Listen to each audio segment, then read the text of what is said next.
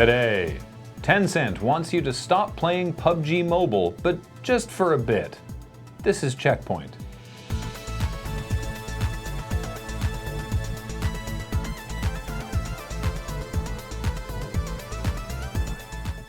Welcome to CheckPoint. It's me again this week, but probably not next week. Okay. Just don't get used to it. I could vanish at any moment, like Brigadoon.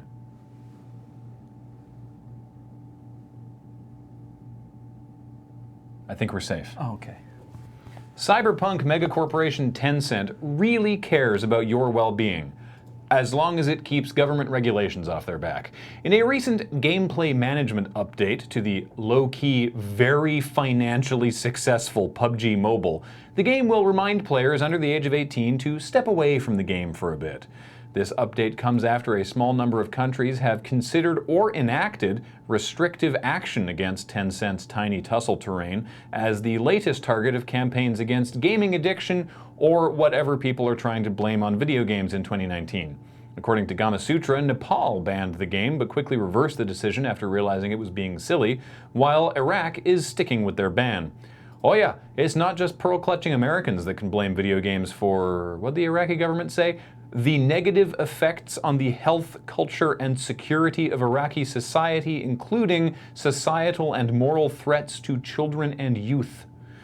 For what it's worth, according to Reuters, this move is getting whatever Arabic for ratioed is on Iraqi social media, as some people still don't have power or water. But hey, if you're a parent concerned that your youth is spending too much time chasing that chicken dinner and you live in Indonesia, India, Nepal, the UAE, Qatar, Kuwait, Iraq, Saudi Arabia, or Egypt, then Tencent's Teensy Sandhawk Skirmish has implemented a pop-up they can ignore.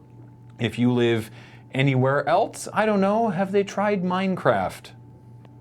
Oleg Tishenko, an employee of Eagle Dynamics, the makers of realistic flight simulators under the DCS branding, had a dream. A dream to help build the most realistic flight simulator for the F-16A/B air defense fighter. And to achieve his dream, he did what all dreamers do. Go on eBay to buy a series of US military manuals about the F-16 that are full of operational secrets. Get turned down because export controls restrict the sale of said documents outside the US. Fly from his home country of Russia to the US to pick up the manuals from a third party in Texas, then get arrested at the airport while trying to fly home. Eagle Dynamics, for their part, have confirmed that Tishenko did not use any company resources in executing such a masterful plan, so they're off the hook, and could you please stop looking at them like they're somehow connected to this in any way? I mean, really, why is this so illegal? People know what planes look like and how guns work. You just bang out a plane, then weld a gun onto the wing or the hood or something, and boom, new air superiority fighter ready to go. I used to draw this shit on my binder during social studies. It's not hard. And if you go to any weapons chat forum on the internet, there are dozens of educated fellows streaming out facts about fighter jets with the kind of detail that would make a Lockheed engineer blush. These guys would definitely know how to build the hopper on the jet that absorbs the spread shot power-up. The point is, this information's already out there. If we just let everyone have it, that'll mean we can all build our own interceptor aircraft in our backyards, and no one will have a monopoly on tactical airstrikes.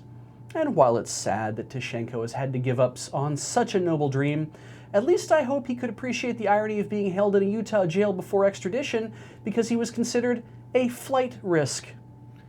New advances in speedrun technology are being made all the time, especially in beloved games like Fallout New Vegas, generally considered by fans to be the best of the post-Interplay Fallouts. For those not up on their speedrunning terminology, different categories of speedruns have different names to denote their restrictions. A 100% run usually requires completing all in-game objectives, while an any percent run is simply get from press start to end credits as fast as possible. Glitchless relies more on runner skill than abusing in-game bugs, and all bosses might not even require completing all given quests as long as all bosses are defeated. Well, speedrunner Tomato Anus has published an exhaustive video on the All Sleeping Partners run of Fallout New Vegas, wherein he sleeps with all 12 sexual partners the game offers, and beats the game in a new record, 28 minutes 38 seconds. Taking advantage of various glitches, including one to change the character's gender mid-game so they can sleep with all partners of one preference and then another, Mr. Anus calmly transactionally relations his way through the Mojave Wasteland, leaving efficient disappointment in his wake, we assume. The only underwhelming part of this speedrun is that all sleeping partners is such a boring name for the category. We suggest the following: Genital Rush, Groin Percent, Gotta Bone 'em All, or the Omnifuck. Those are free, you can have those. The Iwate prefectural government has partnered with the Pokemon Company to select a new tourism ambassador, and they have chosen Geodude. Geodude, or Ishitsubute as it is known in Japan, was chosen because the kanji for Iwate is made up of rock and hand. Look, sometimes life doesn't have to be that complicated. You can just be named Rock Hand and have a mascot with rock hands. What's more delightful is that Iwate has a Geodude mascot costume. And it has legs.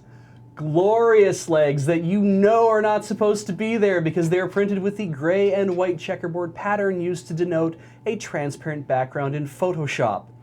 What surprised me is it works. The longer I stared at its pants, the less I saw any legs at all. And as a wholesome bonus to help spread the word about Iwate, Geodude now has his own theme song and music video. In it, Geodude cavorts and smiles and gets stepped on by a burly hiker. Also, it is a rock song, because that's hilarious. Going by the visuals, because I don't speak Japanese, there's a lot of tourism imagery associated with Iwate Prefecture, which makes sense. Plus, random background appearances of Sudowoodo, which doesn't. I guess he's a package deal. You can have Geodude, but you gotta take this guy too? I can hear all of you shaking your heads and saying, but Beej, you don't even play Pokemon and you had to look up who Sudowoodo even was. Why do you care so much about Geodude? The answer, dear friends, is I don't. But I spent a few days in Iwate visiting my old university friend Jason Hill, who's been living there for 20 years, and I thought it'd be funny to bring that up on CheckPoint. So I contacted him on Twitter to ask him about the reaction from the locals, and he replied, seriously, I like this collaboration between Iwate Prefecture and the Pokemon Company. It's a wonderful way to promote this beautiful place. I recommend everyone come to Iwate and see just how amazing it is. We have mountains, beaches, amazing forests, and wildlife aplenty. I think a Pokemon like Geodude really sells the nature aspect of my home. Full disclosure, Jason also works as a JALT publicity officer, so he might be displaying a bias. But personally, I'm glad and excited. It's not new for the Pokemon Company to use their IP beloved by millions to help sell stuff. Hell, it's not even new for Pokemon to represent different prefectures. Sandshrew, Slowpoke, Chansey, they already represent Tottori, Kagawa, and Fukushima. No, I'm excited because the Pokemon count is over 800 and that greatly outstrips the number of prefectures in Japan, meaning there's plenty available for Canada to get in on the fun. But for now, Iwate gets to join a very exclusive club of Pokemon-sponsored landmasses, and hopefully it'll draw more people and more tourism to the region. After all, as Jason put it to me, just hop on the Shinkansen in Tokyo and, quote, Iwate is only a stone's throw away. You talked to a source? You did actual journalism for that? Yeah. Be honest, are you angling for a trip back to Japan? Are you? Maybe?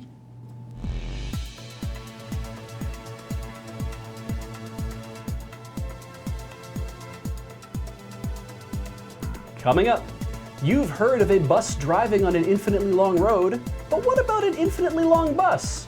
Well, Snaky Bus is an upcoming game that sets out to answer that question with a definitive sure.